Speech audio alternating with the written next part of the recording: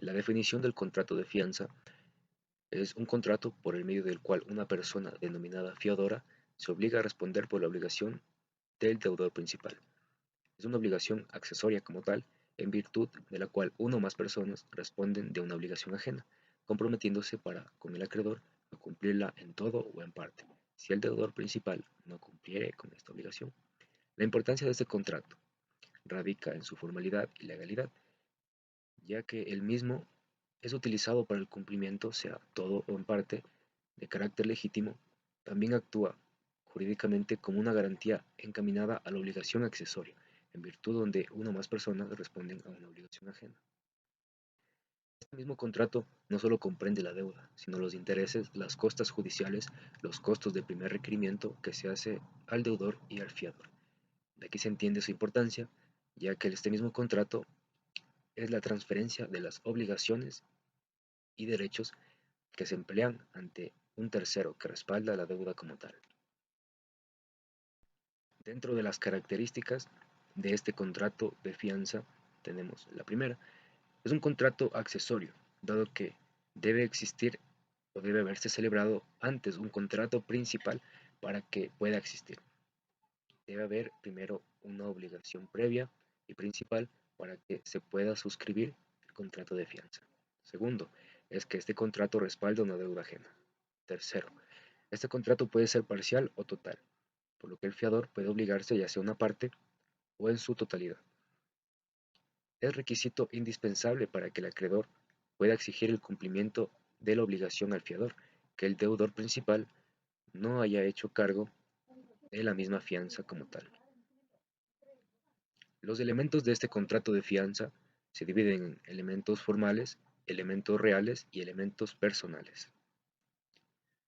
En los elementos formales comprendemos que los elementos formales no requieren de una formalidad alguna para tener validez. Este contrato es expreso porque ninguna fianza se presume. La voluntad de fiar debe manifestarse de manera verbal o escrita. En los elementos reales, este tienen el fin de garantizar al acreedor la satisfacción de su crédito, cumpliendo el fiador en su última instancia y el contenido económico de tal prestación como tal, ante el deudor principal. Los elementos personales constan de la persona acreedora, el deudor y el fiador. Y los requisitos de este mismo contrato son el consentimiento de las partes, la capacidad del fiador, el objeto de la fianza, la causa de la fianza y la existencia de una obligación principal. En el siguiente contrato de fianza, este es un formato del mismo contrato en el cual nos menciona como primera parte la descripción de la ciudad en donde se realiza este contrato, el día, el mes y el año. También nos menciona a la persona quien será la acreedora. Como consiguiente, también denomina a la persona que será deudor. Y para subsiguiente de lo mismo, a la persona que será fiador o fiadora ante este contrato de fianza. Luego nos menciona en este mismo contrato los antecedentes. Es la manifestación del acreedor, con descripción de fecha de la celebración de este mismo contrato, en virtud de la cual entrega cierta cantidad de este préstamo. Mediante el contrato se obliga a la persona con intereses y todo lo que incluye. Las declaraciones, como consiguiente, en este mismo contrato forman una parte muy importante porque nos menciona que ambas partes declaran reconocer la capacidad jurídica que llevan para celebrar este contrato. También que este contrato está libre de vicios como la mala fe, el dolo, el error u otro tipo de vicios de voluntad. Como tercero, ante las declaraciones también menciona el deseo de celebrar este contrato de fianza. En las cláusulas, cláusula primera menciona que la persona fiadora esté de acuerdo con esta obligación respecto a la persona acreedora. En la segunda cláusula nos menciona que el fiador tiene derecho a hacer uso de beneficio de exclusión, siempre y cuando haya estado en un acuerdo con la persona acreedora. La segunda cláusula nos menciona eso, el acuerdo entre las partes para hacer uso o beneficio de la exclusión. En la tercera cláusula nos menciona que el fiador será responsable desde mencionada fecha hasta mencionada fecha, lo que consta el día, el mes y el año.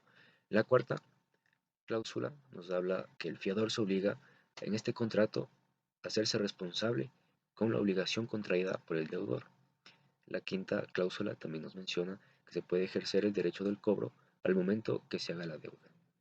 Como sexta y última cláusula nos menciona que ambas partes han leído como tal este contrato y reconocen sus derechos y obligaciones. Como parte final tenemos las firmas del acreedor, del deudor y del fiador. Como una conclusión sobre este contrato de fianza es que este contrato de fianza produce un efecto de garantía personal que consigue la finalidad de respaldar el cumplimiento de una obligación asumida por la persona garantizada. La fianza otorga al acreedor una mayor posibilidad de satisfacer el interés del acreedor, ya sea a través de un tercero, ya que el fiador de la garantía proporciona el mismo resultado como si fuese la relación obligatoria originaria, cumpliendo con el dispuesto de hacer cumplir la obligación como tal. Y como un comentario crítico, a mi consideración, este contrato pasa a pertenecer a la categoría de los contratos gratuitos.